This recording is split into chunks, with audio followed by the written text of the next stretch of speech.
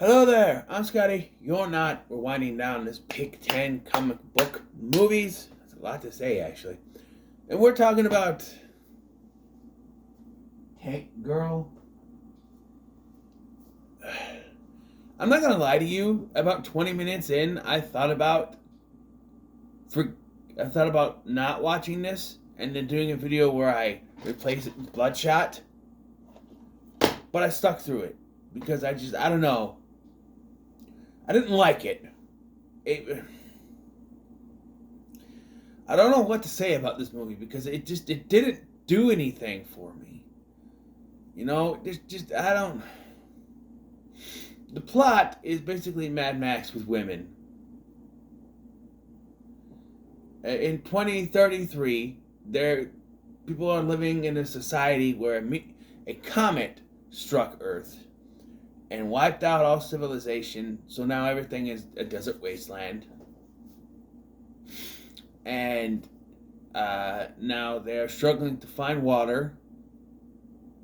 And this big bad person, played by Malcolm McDowell, has the water.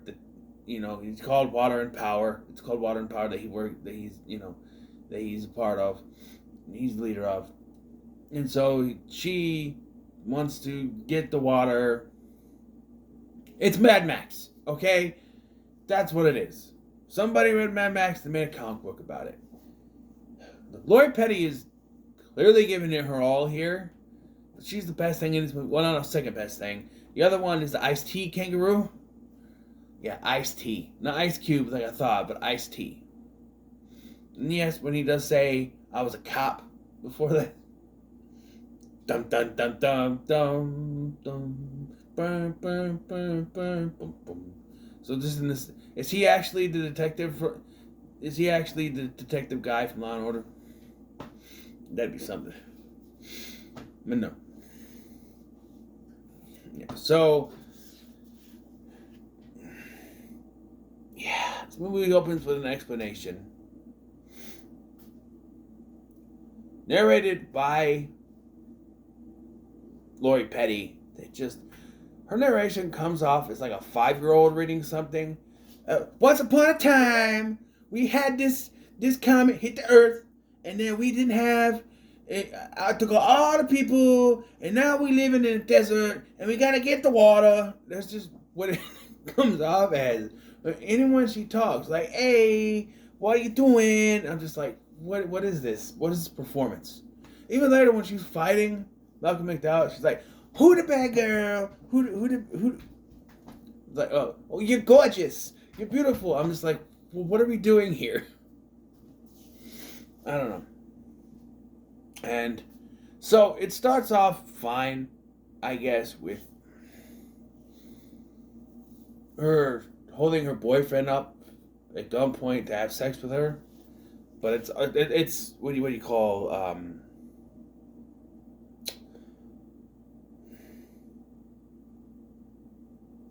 what's that called when you dress up into the outfits and do the thing? It's that I can't think of the term. But basically, but then the movie just goes when she gets arrested and taken to Water and Power and taken in as a prisoner, and to me the movie just halts to a stop. She's supposed to be the hero of the movie. Why does she get captured? Well, because she has to meet up with Naomi Watts' character, who's Jet, whatever. And they become a team and they escape. So once again, in a movie, why do you have your character get captured if they're just going to escape like 20 minutes later? Seriously, it's like 20 minutes of the movie go by, she eventually escapes, and then they get to the city where they have to save this little girl named Samantha, and they save her just to have her get kidnapped during a big song and dance thing they do for some reason. So now she has to go save Samantha from Malcolm McDowell and Water and Power. And Malcolm McDowell gets blown the fuck up during the first attack when they escape. But he survives because James Hong shows up and gives him special hologram technology to fix his face. I don't know. And so then they have to go save the little girl, and they team with the Rippers, who are told to be the most dangerous creatures out there, but it turns out they're not. They're just a bunch of kangaroos created by this one dude. And they say, oh, we will help you if you go get us weapons. Okay, so this is leading somewhere. So they go, they get the weapons, they come back, no weapons. Because it was a trap by Malcolm McDowell. And they leave the guy's body who created the Rippers in there. Now you've infuriated the Rippers, and they're gonna go and fight you. This movie is an hour and 43 minutes long, and if you took out the chunk where she gets arrested, and you took out the chunk where they go to get the thing, I'm sure this would be like an hour and 25 minutes and be perfectly fine to get out of here. There's so much, I've noticed a lot with movies when they have bloated run times like this. Like, hour 43 minutes is not that long, per se, but nowadays, especially with movies that have 2.5 hour run times, you're always looking for stuff they could take out. And I feel like, at least the scene where they go and get the weapons, because nothing comes of it other than they want to get revenge. Take that chunk out, and then instead of that, keep where she gets kidnapped and stuff. While she's there, she meets the guy who created him, and he's killed during the escape. And then she tells the Rippers that, and then they go and help them. That takes 20 minutes out of your goddamn movie. You don't need to have them go on a bullshit mission that doesn't bear any fruit other than it gets the Rippers to come along with them. Take that 20-minute chunk and insert this guy into the escape plan, have him get killed there, boom. Then you got motive for the Rippers to get revenge. Boom. So they're going to rescue Sam, right? And she's fighting Malcolm McDowell. All this time, the little girl is basically drowning. We find out that it was a trick because she had microphones hidden on her. Fucking where? She's basically naked.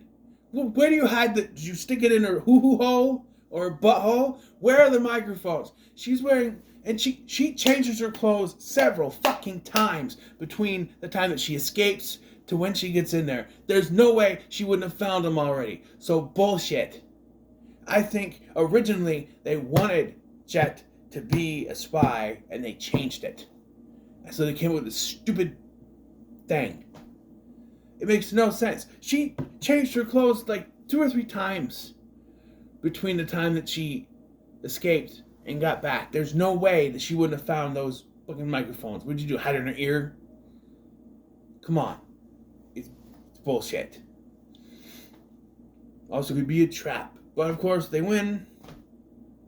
And then we get to one of the worst parts of this movie, okay? From time to time, they will throw in portions of the comic book. Just throw it in. And then sometimes it'll be completely animated. Because they didn't have the budget to actually show us.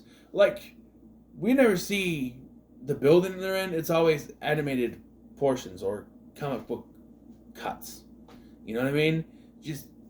because they were cheap on the budget. And why am I being so harsh on this movie? Well, it's because of the director.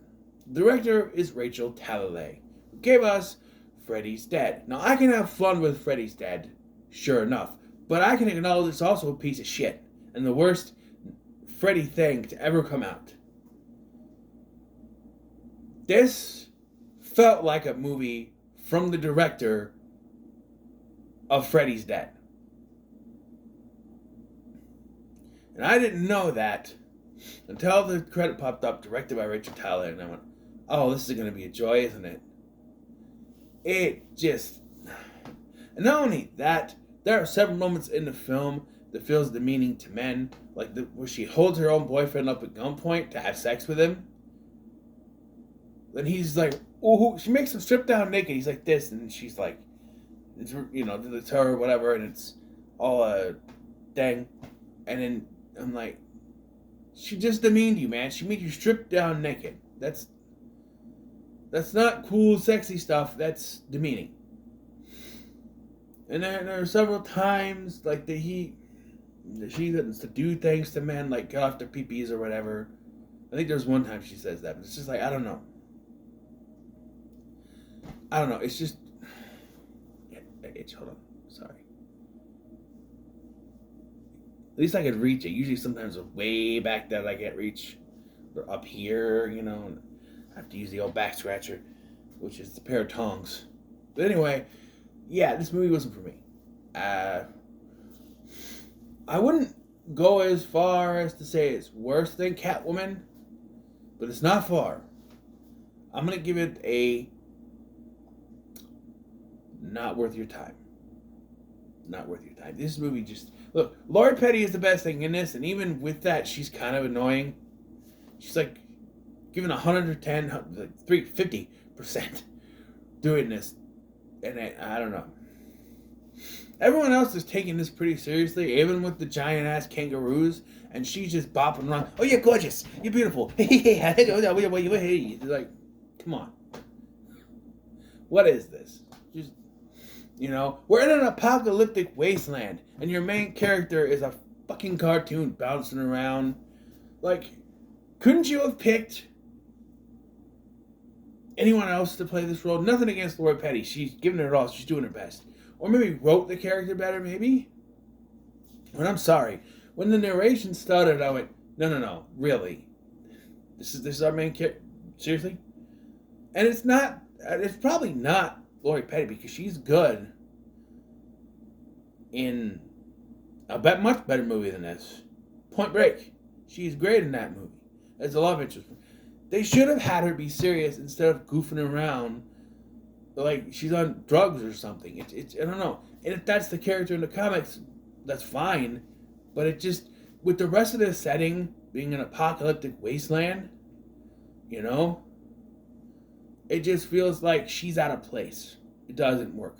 Now throw in Jean-Claude Van Damme from Cyborg.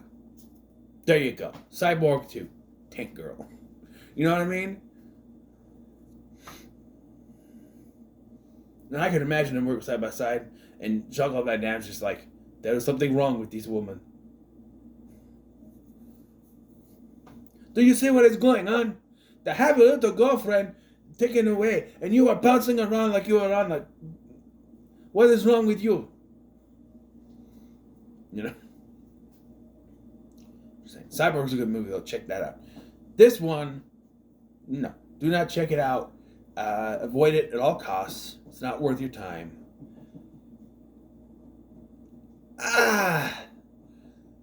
Watch Catwoman instead. Catwoman may be the worst DC movie, but I think this is worse than Catwoman. I'm sorry. I would watch Catwoman again over this.